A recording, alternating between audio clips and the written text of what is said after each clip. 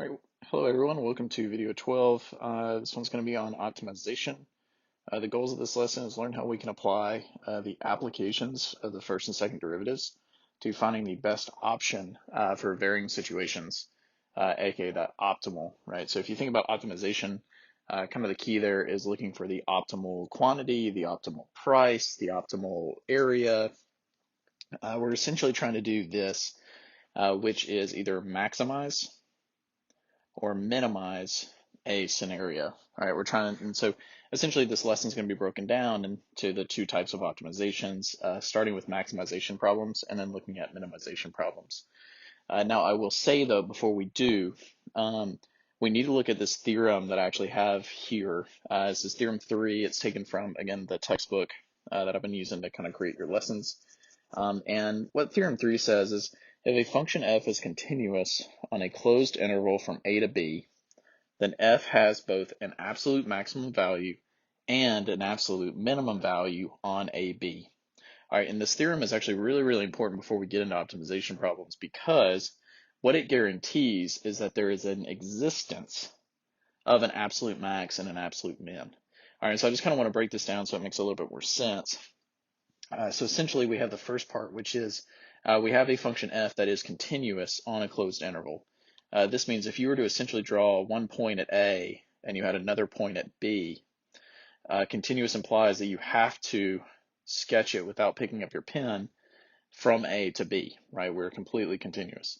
Now, in a scenario like this, that means that f has to have an absolute max and an absolute min, because if you can't take your pencil off the paper, you have to have at least a max and at least a min value somewhere on the graph, right? F has to reach a highest peak and F would have to reach a lowest piece if we're continuous. And so this kind of, again, guarantees the existence that we can actually optimize the scenario as long as we know, again, that my function is continuous on this closed interval. But what it also kind of states, though, is if you notice there are brackets here in terms of my intervals. And so what this implies, just like an example, is that notice the min actually occurs at the end point. All right, and this is actually really, really important, and why what we're going to have to do in our problems is essentially establish some kind of interval, and then we need to check that interval. Because as we go through, if I'm looking for a max or a min, we're looking for a critical number, which is where the first derivative is equal to 0. But that doesn't guarantee a max or a min, although it's generally implied in these kind of problems. We're then going to go through and use this theorem here to prove it, right, to show it. So we're not going to necessarily use the number line. We're not necessarily going to use the first derivative test. We will use the second derivative test when we get into the minimization. All right, and so the steps to going through and doing this, excuse me, are to find the critical numbers of f that lie in the interval, all right, whatever that interval may be. Compute the value of f at each critical number and compute it at the endpoints, which is A and B. And I normally make a table, so you'll see me do this when we get to the first problem. The absolute maximum value and the absolute min are just going to correspond to the largest and smallest numbers that we see in the table. Now, we're only going to be caring about either absolute max or absolute min. So I don't really, depending on what I'm looking for, I might not care about the largest and I might not care about the smallest. All right, so it just kind of depends on our question. So here's our guidelines for solving optimization problems now that we can kind of dig into this. So one of the first things is to draw and label a figure, right? That if nothing's given, sometimes figures are the best way, but we really need to come up with variables, especially if there are no variables that are given in my problem. The next step is to find an expression for the quantity to be optimized, and then using conditions, we should be able to solve for one variable, substitute, and then use my first derivative test, find those critical numbers. And so I'm going to go through and kind of show you really a mixture between step 2 and 3, and you'll kind of pick up on this process as we go through. So we'll start with maximization problems. And so again, what we're looking for here is we're looking for the peak, the highest value for whatever we're looking for. So this is a really, really common example. It comes up all the time, no matter if it's business cal or regular cal. But this is applied example is fencing a garden. So a man wishes to have a rectangular shaped garden in his backyard. He has 50 feet of fencing with which to enclose his garden. Find the dimensions for the largest, notice there's your optimization word, garden he can have if he uses all of the fencing. All right, so I just kind of want to go back through. So a man wishes to have a rectangular shaped garden. So there's my figure, right? So I know that I'm going to have a garden that is a rectangle like so. All right, now he wishes to fence in this garden. So the blue lines that I've drawn here essentially represent the fencing. All right, now the next part to working with the figure is to go through and essentially I need to choose variables, I need a label. And so because I'm looking for the dimensions, that means I'm going to refer to this in terms of X and Y. Now you could go through and you could call this L and W for length and width. You can choose A and B. The variables are completely up to you. Once you've defined that letter, then try to only use it for that thing. But again, you choose. All right, now, in every optimization problem, there are always two things given in the question. There's always a constraint, and there's always my objective, right? Whatever I'm trying to optimize. So let me, objective, there we go.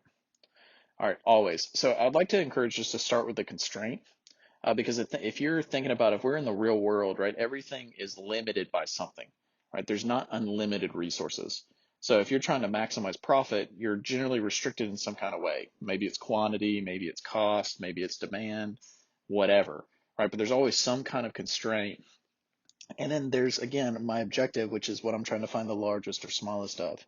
So if you read back through the problem, I would encourage really kind of start here. He has 50 feet of fencing. In other words, that's my restriction, right? I don't have unlimited fencing. And so if I was to look at that, that means that X plus Y plus X plus Y would have to be equal to 50 if I'm trying to use all of the fencing. So my constraint is the perimeter of the fence. 2X plus 2Y has to be equal to 50. All right, and now we can kind of go through and look at the objective, right? What's the question? All right, what are they asking me to try and find? So find the dimensions. So I'm looking for X and Y for the largest garden he can have. Well, in this kind of case, what I'm looking for then is all this space on the inside, right? My objective is to maximize area. Well, how do I find the area of a rectangle? In this problem, area A is going to be equal to X times Y, right? It's the product. Now, if that's my objective, this is what I want to find the maximum of. And if I want to find a maximum, we know from the first derivative test and from theorem 3 that one has to exist on some kind of given interval. And I can find that by essentially taking the derivative and setting it equal to 0. The problem is that my function right now is in terms of two variables, X and Y, and I can't have that. All right, I need to go through and get this in terms of only one variable. And this is why the constraint is so important, because it allows me to solve for one of my variables, for one of the unknowns. So essentially your second step, so your first step is drawing the figure. I guess your second step is writing out constraint and objective. So your third step is to go through and solve your constraint for one of your variables. I'm just going to choose Y. So I'm going to go through and subtract 2x over. I'm going to divide everything by 2, so I get 25 minus x. So this is what Y is, and I'm going to substitute this into my area formula. So I get area is equal to X times 25 minus X. Now, the other thing that I'm going to go ahead and go through and do is I want to look at the restrictions then. If I'm getting area all in terms of X, there is boundaries for what X can be because of my constraint. All right, well, what's the smallest possible side that you can choose for X? Well, that would actually be 0, right? You would think 1 or something like that. Well, the smallest possible fence you could have here would be 0 feet. Well, what's the maximum X could be? The maximum for this side right here would be if we didn't have any fencing left for my Y's. In other words, if we plug 0 in for Y and solve for X, the maximum would be 25.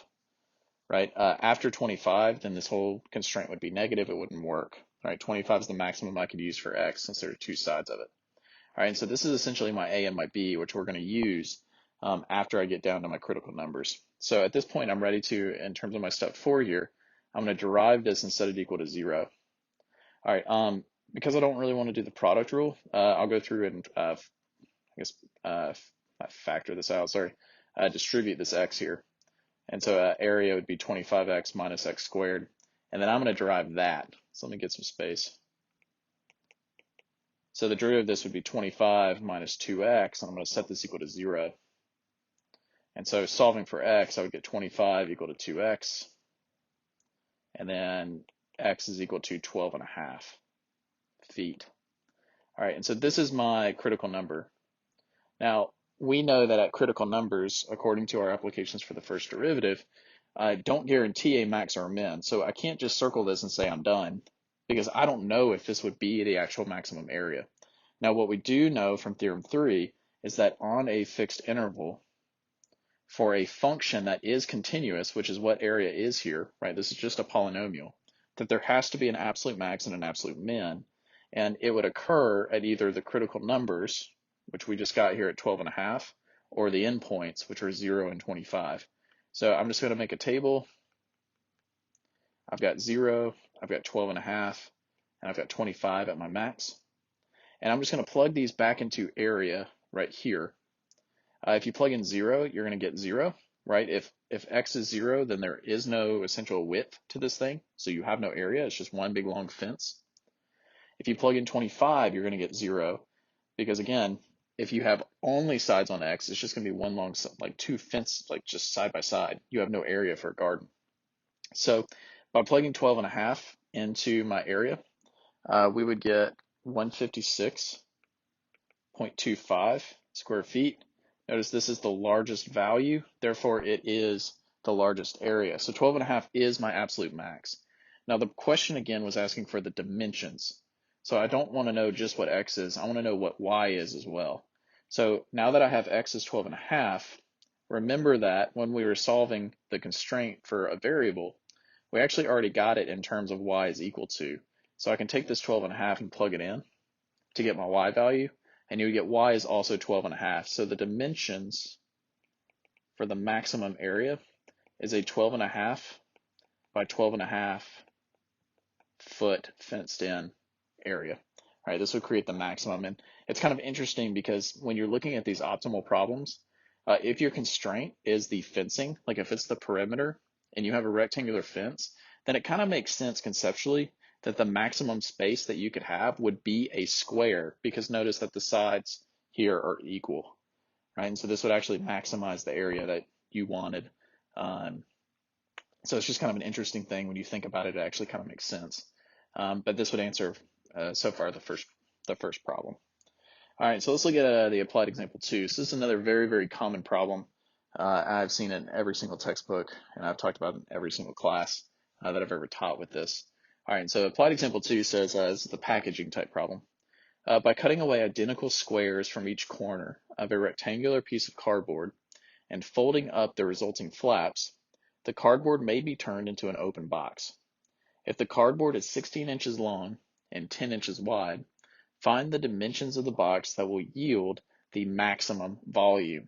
Oh, automatically there is my objective. Right there. All right, that's my goal in this problem. My constraint is the cardboard that I'm cutting from, right? The constraint is that I have a cardboard piece that is 16 inches by 10 inches. All right, well, cardboard in this kind of case is a rectangular piece, so I'm going to draw a figure. So pretty much just draw another rectangle. It's very, very common. And I don't know if you've ever done this using a sheet of paper, but essentially what we're going to do is we're going to cut out a square out of each corner. And then what that would create here are flaps that we could then fold up and make an open topped box, right? So that there's no top on it. So these would essentially create the sides, and I would have a really long side here if you just imagine if this got flipped up. And then this would go like this. And then again, this would be like an open top. Sketch this way better in the notes. And again, you could see that.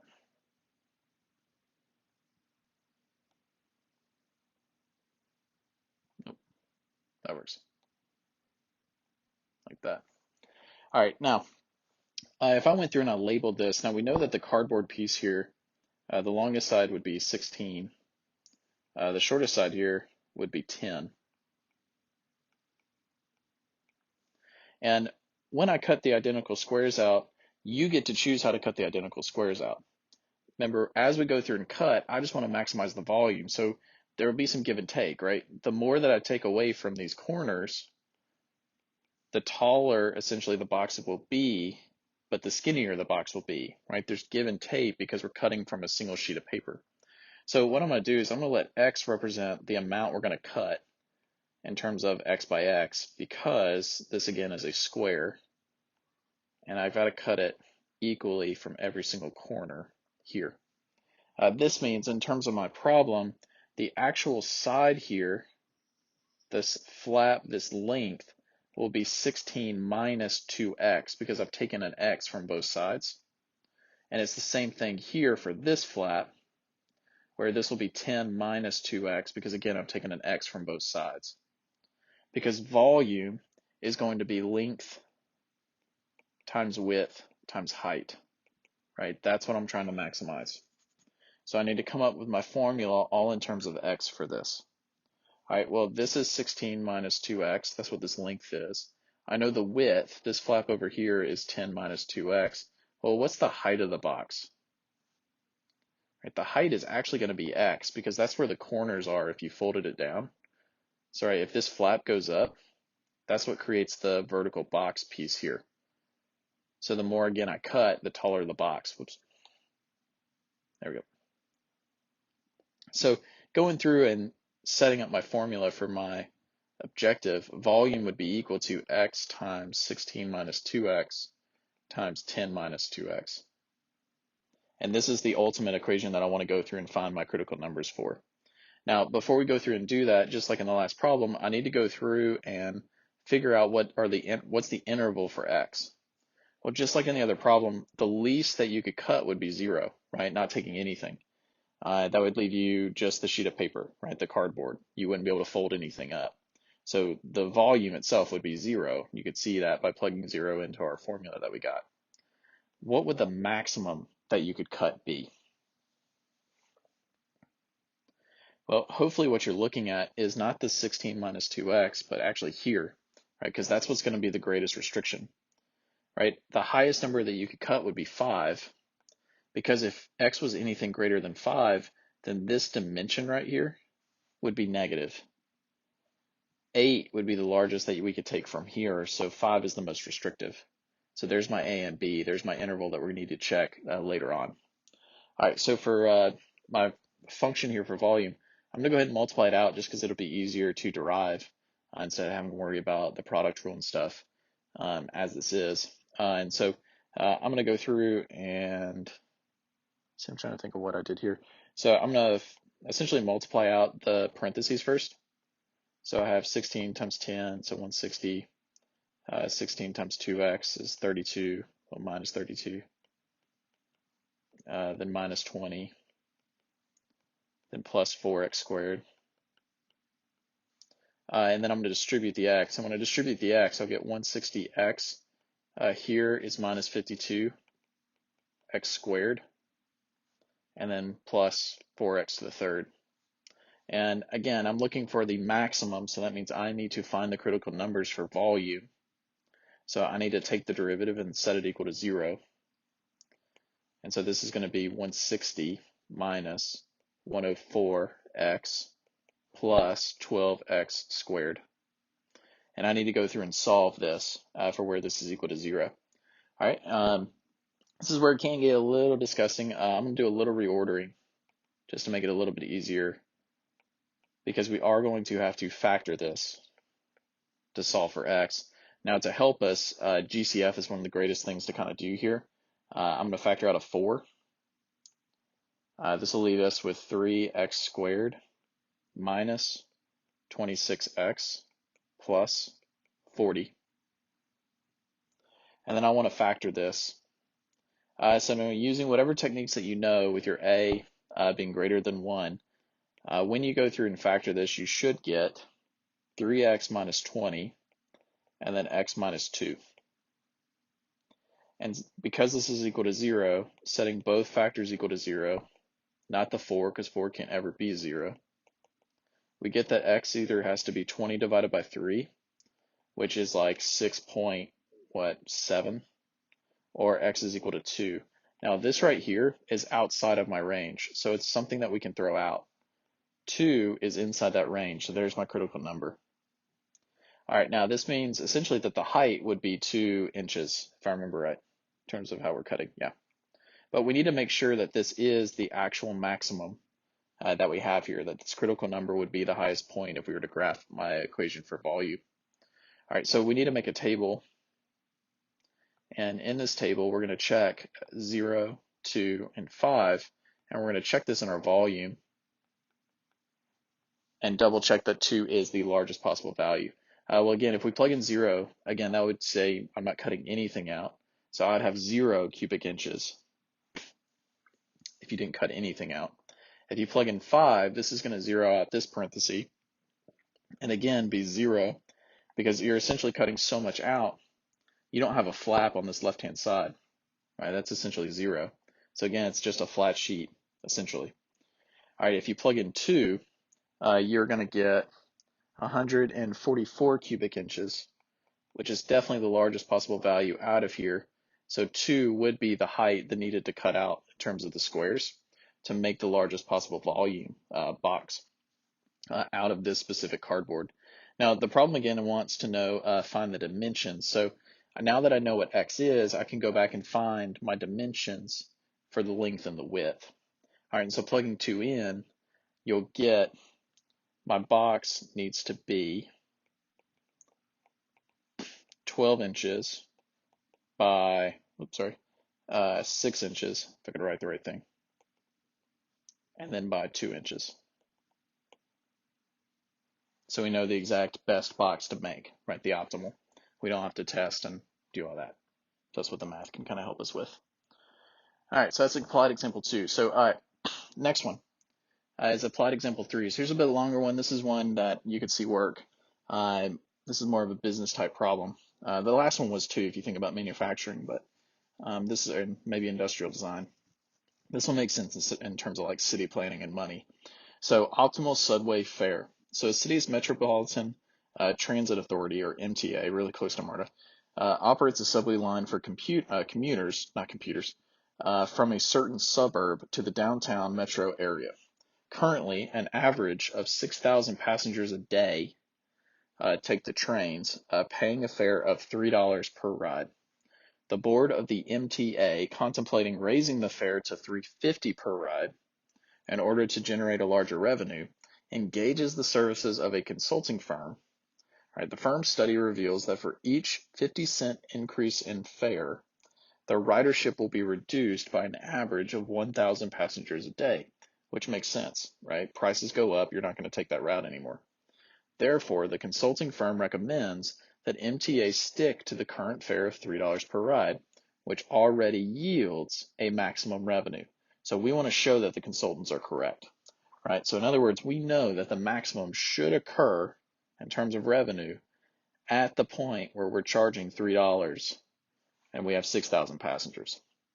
Okay, so here's what we need to do. First off, let's look at the objective. Right, the objective is we're trying to figure out what is the maximum revenue. Now, back in the previous mod, we talked about how we calculate revenue. Right, revenue R is equal to the price of a thing times X, however many we're selling. Right, it's P times X. Now, in this problem, X represents the number of passengers that are essentially taking the train. So let X be the number of passengers. P is going to represent the price of the ticket.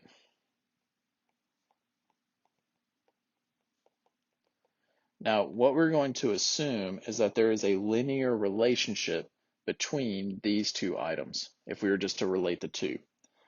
In other words, every 50 cent increase, we lose 1,000 passengers, right? And that means that would be consistent. Well, what that's describing then is a linear relationship, right? As the price goes up 50, we lose 1,000. All right, and so what I'm going to do is we're going to essentially look at this in terms of ordered pairs. All right, and the way that I'm going to look at it is in terms of X being my input and P being the output. So the first kind of ordered pair we have is when x is 6,000, p is 3 for $3. When x is 5,000, which would be 1,000 less, the cost would be $3.50, right? Because when the 50 cents increase happens, we're going to lose 1,000. So I know that those 2 points are true. So we can find the slope. So the slope would be change in p.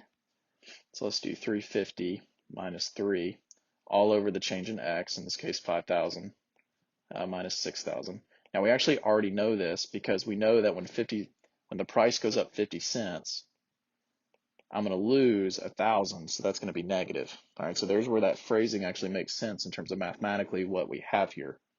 And this would be equal to negative 0.0005 if you were to simplify this down to a decimal. So this is my slope. So we know point slope form says y minus a y value, I'm going to choose 3, is equal to my slope, negative 0.0005 times x minus my x value there at that point, which is 6,000. And then I'm just going to simplify this down. Now, this y, is p. That's my y value here. That's what y represents. And so I essentially want to go through and solve for p so I can do this formula here. All right, so I know that p is then going to be equal to negative 0.0005x. Now, when you distribute this here, we're going to get 3. When I add this 3 over, that'll total for 6. So here is my price formula for the number of passengers per day that we would want to try to predict. Now, overall, though, we want to write the formula for revenue, which again is p times x. So this would be negative 0.0005x plus 6 times x. Simplifying this down one more step, this would be negative 0.0005 x squared plus 6x.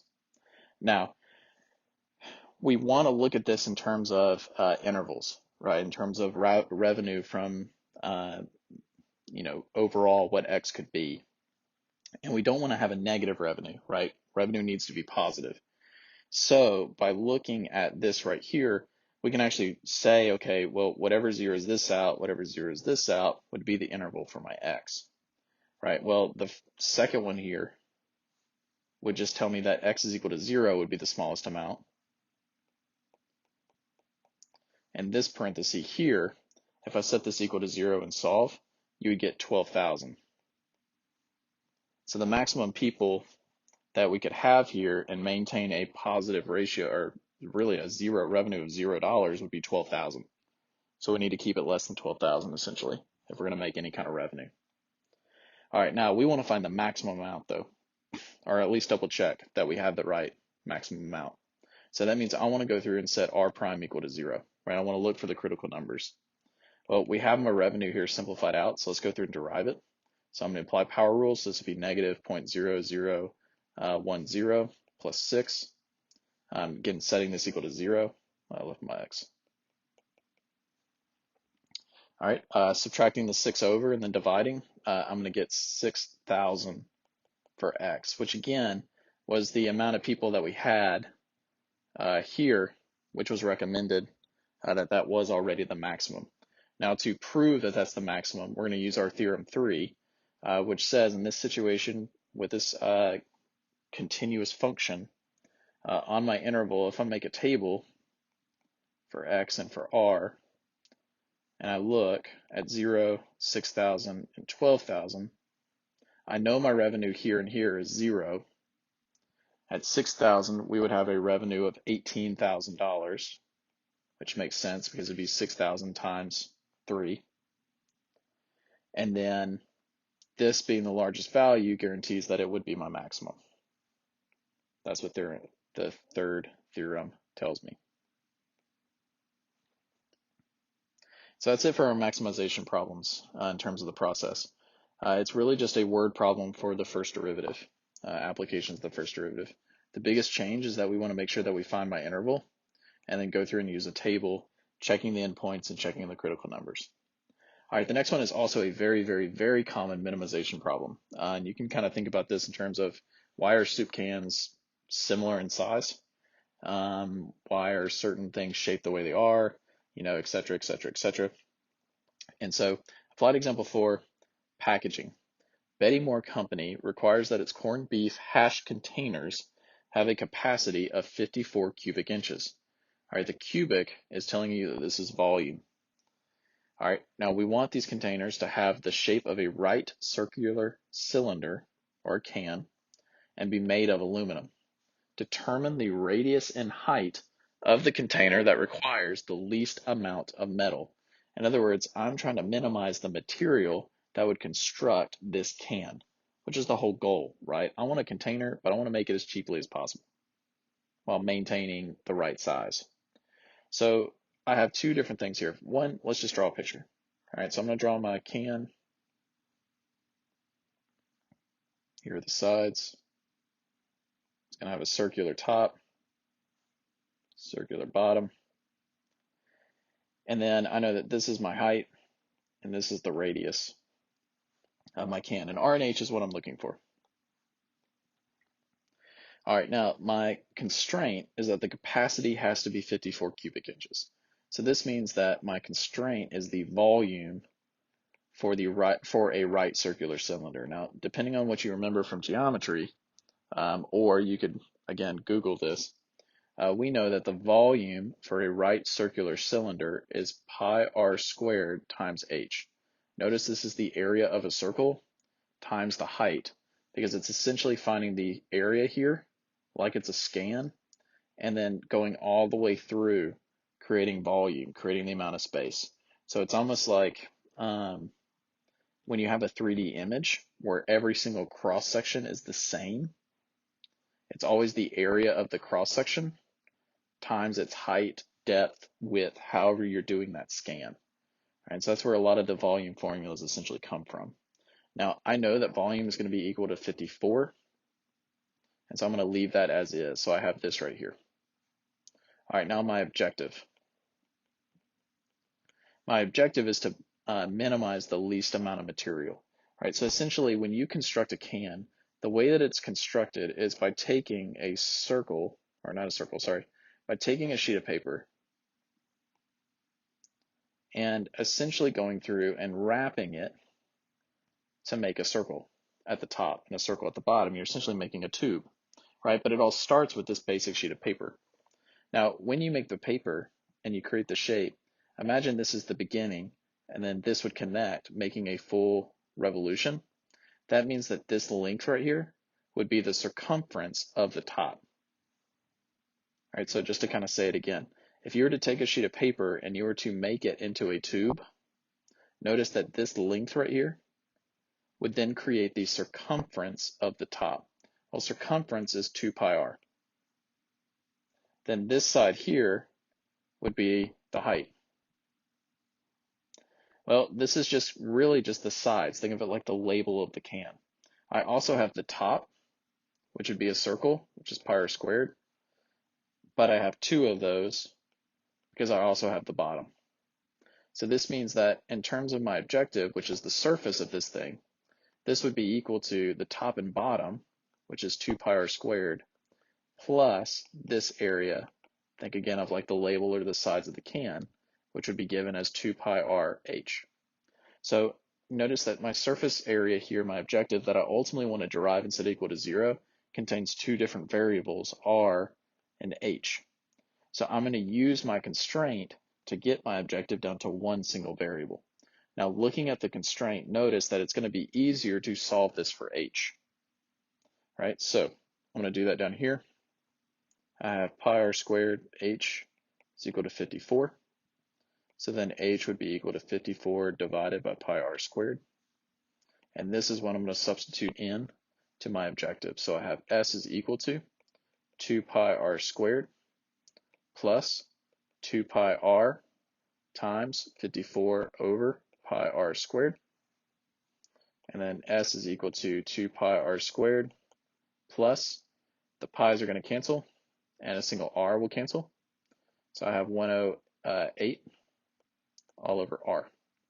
Now, when we look at this setup right here, notice there is no way to completely zero out this problem, right? I can't let, r can't be 0 because then I would be dividing by 0. And therefore there's no way to zero this entire thing out. So what that's essentially telling us is that r just has to be greater than 0. We essentially have a possible infinite radius scenario here. There's no limit to what r could essentially be in terms of making this cam. The main limitation would then be kind of based off of h, but h is defined in terms of r, so you have to choose your r first. And no matter what r you choose, you can always then find an h that would actually fit this constraint. It's kind of weird, right? And so my limitation here is really just this.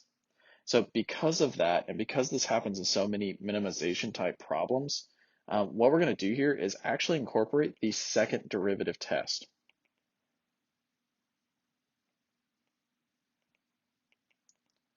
So I'm going to go through and I'm going to find my critical number. So that means I'm going to take the derivative here. I'm going to find s prime and set it equal to 0.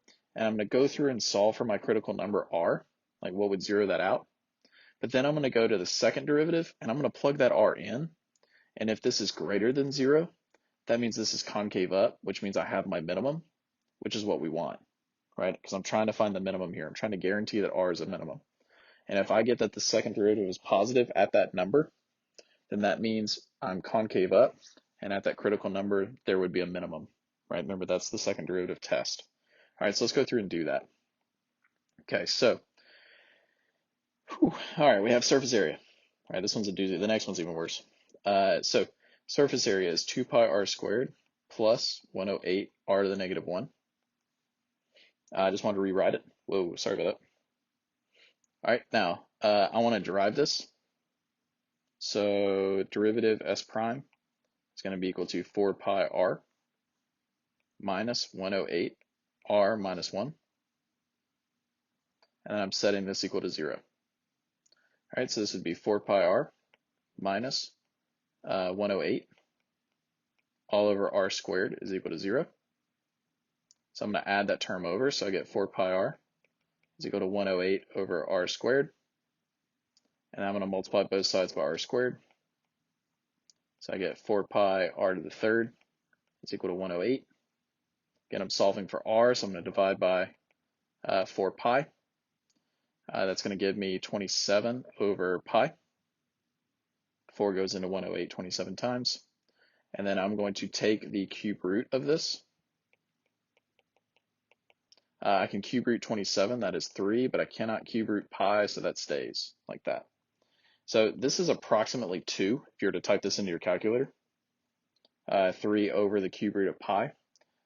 We are in cubic inches, so this would be a radius of 2 inches. And again, this is my critical number. Now, this does not guarantee that there is a minimum here.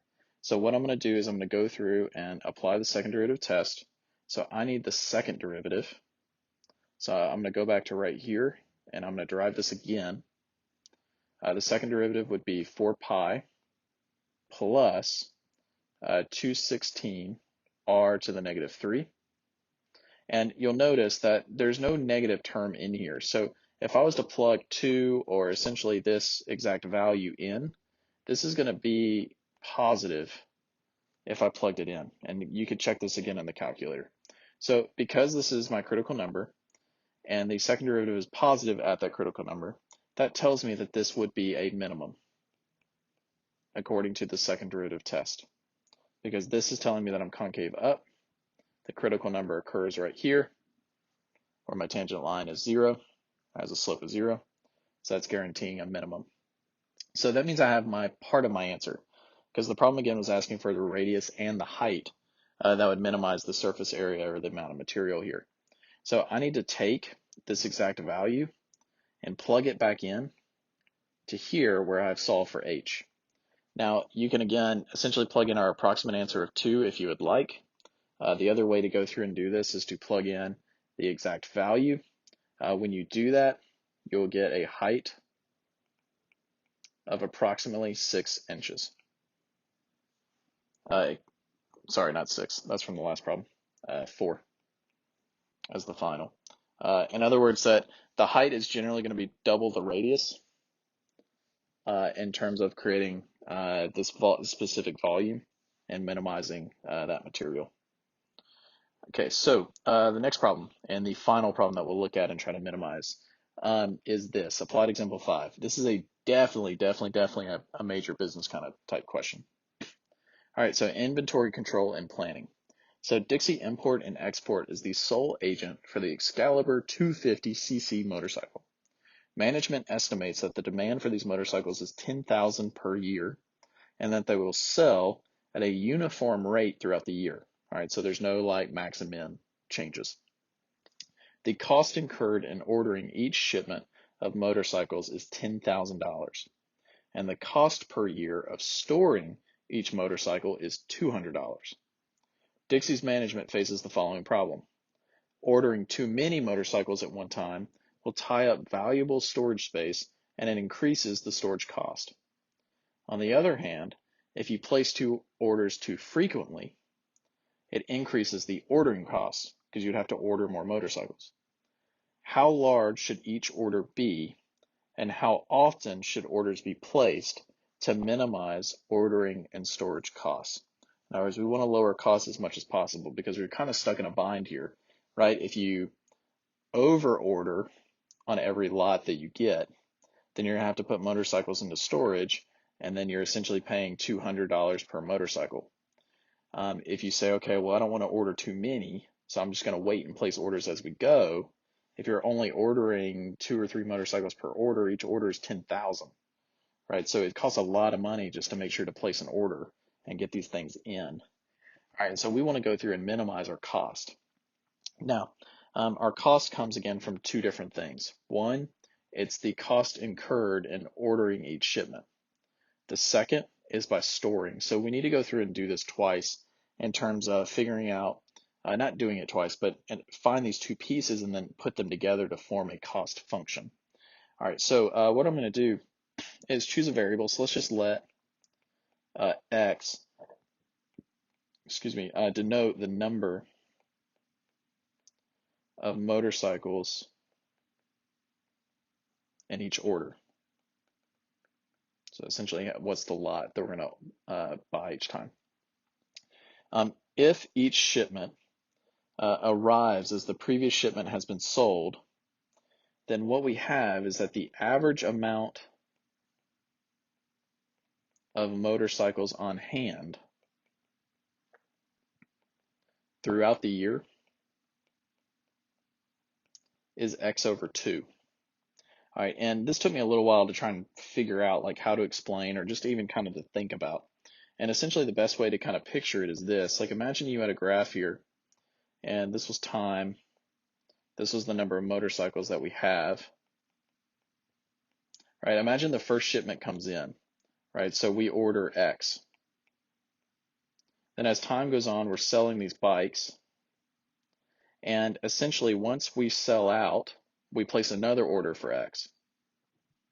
So at that point, as that shipment sells out, the next order comes in. Over time, we sell at a uniform rate. And then the second this hits 0, the next order comes in. We sell at a uniform rate, etc. So if I'm looking for an average here, notice the average would essentially be what would strike this right down the middle. And that value would literally be x divided by 2. So that's where that kind of comes from. All right, so now this is the amount of motorcycles that we would have on hand. So in other words, we're looking at essentially the cost that it would be to store, right? Well, the cost per year of storing each motorcycle is $200. So if the number of motorcycles we have is x over 2, then for storage, this would be $200 times x over 2, which would roughly be $100 times x. So that's just the cost per motorcycles that we order to store. All right, the next thing is to figure out in terms of ordering. All right, well, we know that we are going to sell 10,000 motorcycles per year.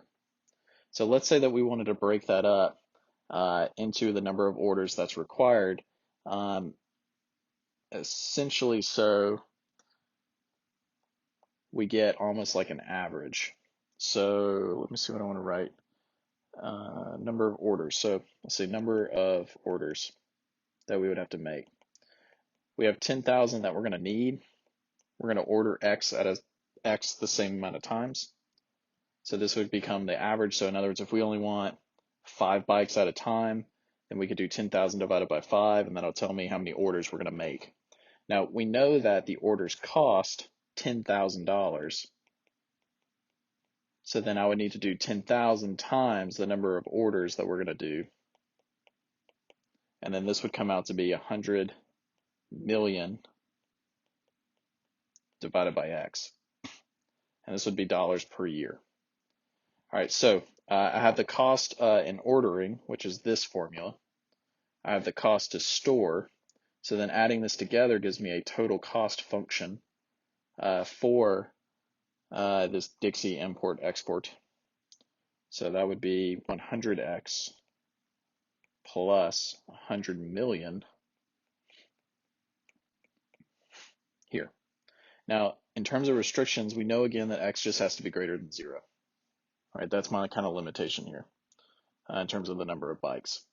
So we want to go through and find my critical number, right? How many bikes should be in each order? All right, so that means I want to go through and minimize cost. So I want to take the derivative here and set it equal to 0. Derivative 100x is 100. This is the same thing as before, where I'm going to look at this in terms of 100 million x to the negative 1. So negative comes out front. Then it would be to the minus 2. So I'm going to go ahead and flip it down to the denominator. Adding this to the other side, I would get 100 million divided by x squared is equal to 100. Multiply both sides by x squared and divide by 100. I would get 1 million is equal to x squared. So x is equal to 1,000. So how many bikes should be in each order? 1,000. All right, now this is what we're assuming is the minimum. Now to prove that this is the minimum, then what we'll do, those are a bunch of squiggles, is go and look at the second derivative. So the second derivative of this would be equal to, well, the derivative 100 is 0. Remember that would have been x to the negative 2. So this would come down and make it 200 million x to the negative 3, or x to the third. Notice that this right here is always positive as long as x is positive. So therefore, because the second derivative is greater than 0, I'm always concave up. So the critical number that would occur here is a guaranteed minimum. There won't be anything lower than that. All right, so that means for this, that would be the number of bikes that we would need to order is 1,000. Again, to answer the question of how often should orders be placed, I would need to do 10,000 divided by 1,000. So this says that I need to place 10 orders throughout the year. So if you want to figure out like how often, you could do 12 divided by 10, and that could tell you approximately, roughly like 1 in what, a sixth. That's not even close, but 5/6. No, 12 over 10. All right, let's just do it. 12 months. I guess you would want. We'll just leave it. 10 orders. I'm gonna leave it there. All right, so when you're doing optimization, just to kind of close this out, for optimization, we are looking for a maximum or a minimum. But we're doing this in terms of word problems, which makes it sound like it's completely different from what we've done in the previous 2 videos, but it's not, right? For a maximum, generally, we're going to always use our first derivative test and the theorem 3 for absolutes, which says when my function is continuous on an interval from a to b, the absolute maximum either occurs at my critical numbers or at the endpoints. So we would make a table and prove that it's a max or a min. For some of these minimum problems, like we just saw in the last 2 examples, we apply the second derivative test. And if I'm looking for an absolute max, then I'm checking to see if my second derivative is negative over the entire interval. If I'm looking for a min, I'm looking for the second derivative to be positive. All right, so when we get time to do an assessment for this, which I'll probably give at the beginning of next week, I will assign you some of these scenarios where you will be constructing an optimal box, an optimal can, etc. with specific volumes, and you'll be going through and doing this work, potentially even constructing that if you would like to. Okay, so if you have any questions, let me know, and then I look forward to the virtual classes if you have any questions, or again in the discussion posts. on PowerSchool Learning.